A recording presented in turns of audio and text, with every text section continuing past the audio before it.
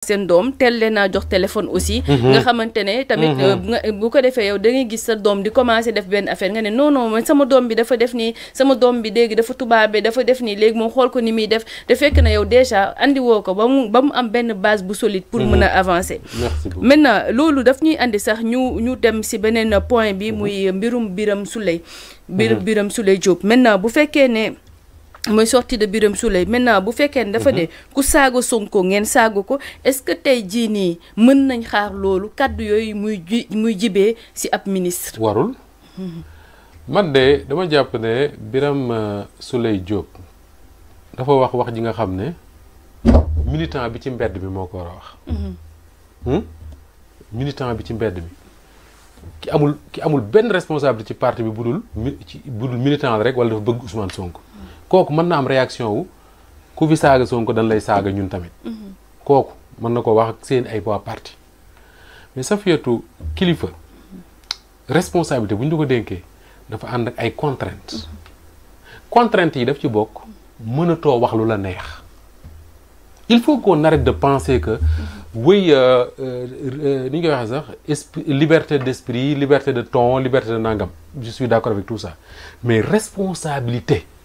dafa am ay contraintes yoo xam ne moom lay gàllool ba dootoo sañ a def mbaa nga wax lu la neex parce que li ngay wax dafay am ay conséquences dafay am ay interprétations yu indi dans la société.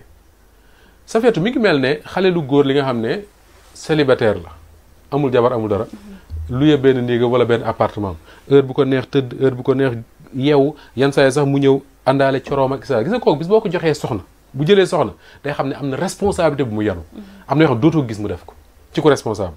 su amee njaboot day xam ne njaboot gii mu yore tax na mu am responsabilité yoo xam ne il ne peut plus faire ce qu'il veut. de la même manière soo nekkee ci réew ba tudd ba dégg ñu lay woowee ministre de la République monsieur le ministre dafa am responsabilité bu ciy gàll boo xam ne amatoo droit amatoo sañ-sañu def mbaa nga wax lu la neex parce que réew mi nous sommes 18 millions. soo xoolee diggante waxuma avant mais 1960 bi ñu amee indépendance ak léegi ñi fi faatu ñu suul leen c'est des millions et des millions soo ko boolee ak 18 millions yi dund ci kaw suuf si actuellement da nga naan sénégalais yi xaw ma ñaata lañ depuis indépendance ba tey ñooñu ñi ci dégg monsieur le ministre matuñu million. wala boog dina ma jaaxal est-ce que mat nañ 1000.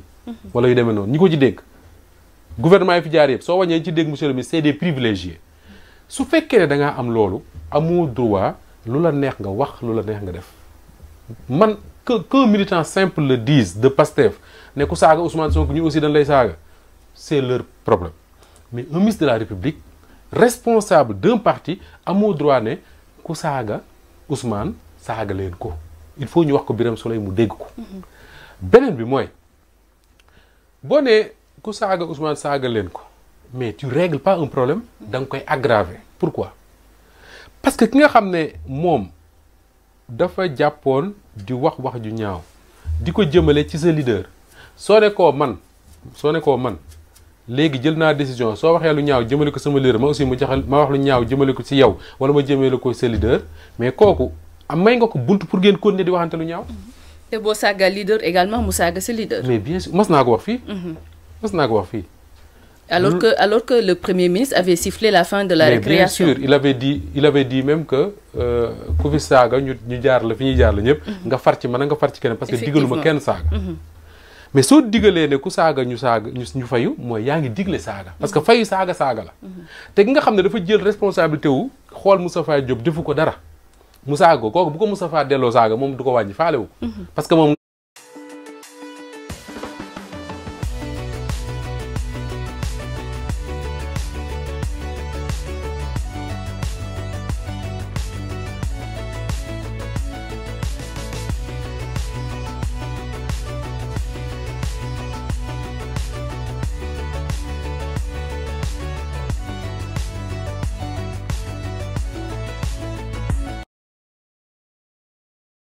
loola saaga du ko faj xam nga lan moo koy faj mooy la justice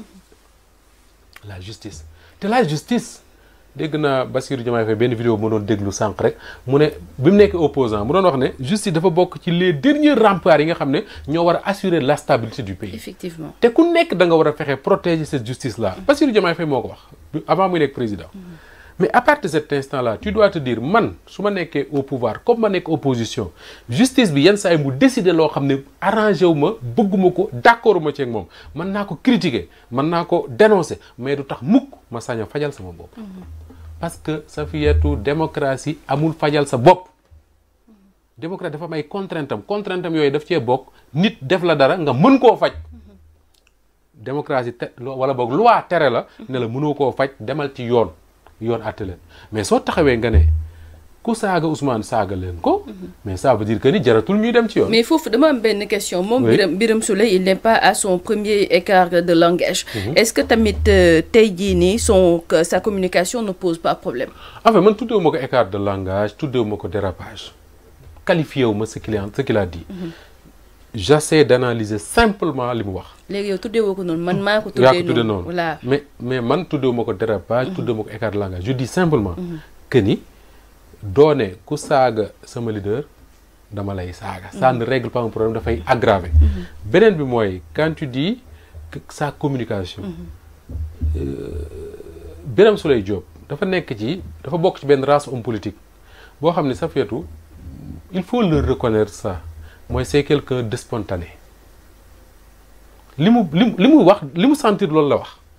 mais est-ce que njiit war na doxalee noonu. mais man d'accord ma ci man pour man njiit dafa am noo xam ne noonu la ñu war a. voilà sa communication parce que interprétation yi moo tax. sa communication dafa am nu ñu ko war a organiser et tout mais du tee aussi ma ne amul droit nekk spontané parce que spontané baax na nag parce que le discours politiquement correct là parfois ça ressemble à de la fumisterie. gis dëgg ne du dëgg gis safaan di ko rafetal et tout parfois c'est bien ça ni ñu koy wax dafay am un peu de fraîcheur nga gis des gens yoo xam ne sont spontanés ils disent ce qu'ils veulent dire mais du tee ma d'accord ak yow que ni boo yoree yenn responsabilités yi effectivement ta prise de parole dans l'espace public dafa am nu ñu ko war a defee donc Birame Souleye mënoon na wax leneen lu dul ku saaga Ousmane saaga leen ko lenn rek laa waroon a d'accord ak moom su ko waxee woon noonu mooy suñu ay adversaire wala boog seen ay adversaire ñoom ñi nga xam ne ñoo yore nguur gi nit ñi am nañ droit critiquer leen Ousmane Sonko ay adversaire politique am journalistes yi chroniqueur ñeneen ñi am nañ droit critiquer Ousmane Sonko ci ni muy doxale ak son gouvernement Birame Souleye mënoon na ne su boobaa suñ ko critiquer wala ñu critiquer ñu ci ni ñuy doxale yéen ñi nga xam ne yéen a far ak ñun am ngeen assez d'argument pour tontu leen donc dem leen tontu leen loolu mooy débat démocratique. Bien sûr. par exemple bu ñu nee Ousmane Sonko bi mu fi faloo ba léegi defuñu fi dara nangam ak nangam mais ku bokk ci ñoom mën nga ne mais écoutez ñun acte bi ñu mujj a posé rek mooy ñi ngi recruter 700 enseignants ak chercheurs loolu c'est une réponse à la critique ji ngay wax par exemple defu leen fi dara. Bien sûr.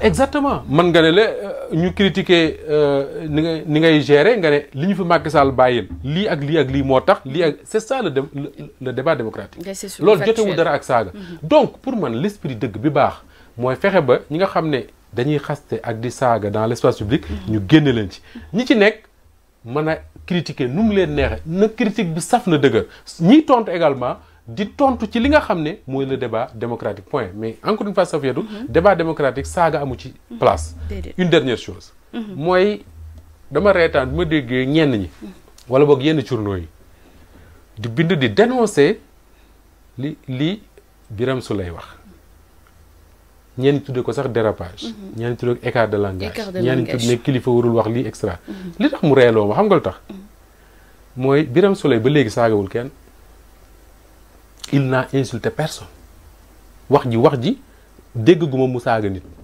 daf ne ku saaga Ousmane saaga leen ko mais taxul ma dégg yëkkati saaga li ma bëgg wax foofu mooy tey soo nee da ngay dénoncer li Birame Souleye wax parce que dafa woote ne ku saaga Ousmane saaga leen ko nga ne dama koy dénoncer lu tax nga koy dénoncer nga ne parce que warul wax loolu dans l'espace public yaa ngi dégg baax Safiatou les mêmes personnes les mêmes organisations les mêmes journalistes les mêmes chroniques il y a quelques jours ci ginnaaw bi ñu fi convoqué Badara Gadiaga parce que dafa saaga nit wala dafa saaga kilifa réew mi lan lañ waxoon dañ ne noo amuñu droit di ko convoqué di ko jàpp parce que liberté lan la woon d'expression léegi soo nangoo ki saaga wala mu xas premier ministre Sénégal nga ne waruñu ko jàpp parce que xasam yooyu garaawul ci liberté d'expression la bokk mais wallaay nangul kii di Birame Souleye Diop wax ne ku saaga Ousmane saaga leen ko parce que loolu aussi ci liberté d'expression la nga koy boole. moo tax may ne mbir boo koy critiquer le fait mais bul critiquer mbir parce que nit ki xam nga soo jàppee ne Moustapha Diop moo wax donc garaawul su ëllëgee Safiatou Cissé wax exactement la même chose nga ne nañ ko jaarale ci yoon yow Safiatou Cissé ni ñu koy waxee sax wax ji intéressé wu la lay intéressé mooy Moustapha Diop wala Safiatou Cissé. Safiatou problème bi ñu am suñu Sénégal gii mooy nit ñi dañuy critiquer parce que ça vient de Ousmane Sonko wala de Pastef wala ñu critiquer parce que ça vient de l'opposition wala ñu d'accord parce que ça vient de Ousmane Sonko et de Pastef wala ñu d'accord parce que ça vient de l'opposition résultat da ngay bañ lii tey bu ëllëgee nga nangu ko liñ doon bañ naan kii nu mu tudd Badara Gadiaga waruñu ko jàpp ak ñeneen ñu ko jiitu waruñu leen jàpp parce que liberté d'expression la ñooñu tey ñi ko doon dénoncer jàpp boobu ñoo xëy suba di dénoncer les propos de Birame Souleye Birame Souleye Diop. Oui. te Birame Souleye ba léegi xasul kenn. mais en fait il a donné l'ordre. ah mais xasul kenn. Ouais, mais il a donné l'ordre, mais on n'attendait pas ça de lui d'ailleurs. Non, mais ça fait tout. Bien sûr, j'ai compris effectivement. Man néna la je n'attendais pas ça de lui. Bien sûr. Néna la wuru ko wax. Néna la kilifa wërta wax lolu.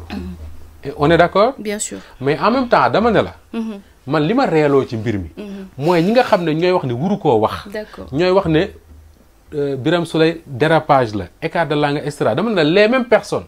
Il y a quelques jours ñom ñoo né won Badara Gadiaga kenn waru koo jàpp ndax li mu wax bañ leen laajee fan ngeen ko teg dañ ne liberté d'expression mais tey Birame Souleye ak ñi mu àndal bu leen neexee ne Birame aussi li mu wax liberté d'expression la. Mais foofu une dernière question rek balaa ñoo jàll si mbirum Barthélémy Diaz. Il faut qu'on se comprenne. Non, j'ai compris waay. D'accord. Voilà maintenant benn dernière question rek foofu balaa ñu jàll si mbirum Barthélémy Diaz mooy est-ce que doxalin bi nga xamante ne Birame Souleye am na ko wala kàddu yi nga xamante ne yëkkati na ko politiquement lan la mën a yàqal Ousmane Sonko wala lan la mën a yàqal son parti. Gisuma lu mu leen di yàqal nag. Honnêtement, très honnêtement gisuma lu mu leen di yàqal parce que en réalité xam nga lan moo bon ci nguur mooy nit ñi dem ba commencer di sentir que ni de manière générale il y a une arrogance pour commencer di habiter nguur googu mais que Birame Souleye wax lii déjà dans son propre parti il y a des gens qui disent que ni wuru koo wax je pense que on ne peut pas condamner tout un parti wala tout un régime parce que Birame Souleye a dit ceci benn ñaareel ba mooy gisuma acte yi nga xam ne moom la ñiy gouverner réew mi actuellement. D'accord. Gisuma ci des actes yoo xam ne mën nga ko qualifier d'arrogance bu tax pour nit ñi war leen a mere. Sincèrement gisuma ko. D'accord. Par contre li nga xam ne moo jara inquiété wu pour le régime bi mooy y a beaucoup de Sénégalais beaucoup du ma ne ñëpp qui ont voté pour Bassirou Diomaye Faye pour mu nekk président Safiatou voté wuñ pour gis ay pont ki terre ak yeneen de dañu voté simplement pour que réew mi ñu teg ko ci yoon. D'accord. Loolu la Bassirou Diomaye Faye comprendre ba mu faloo mu génne slogan bu tudd jub jubal jubbanti. Xam nga génnewul slogan wu tabax sa réew ak defar sa xawma la ak lan daf ne jub jubal jubbanti. D'accord. Suñu wàccee jub jubal jubbanti boobu ci la leen Sénégalais yi di jéppee ba ñu xam ne jépp nañ leen. D'accord ñu ñëw nag ci beneen point alors muy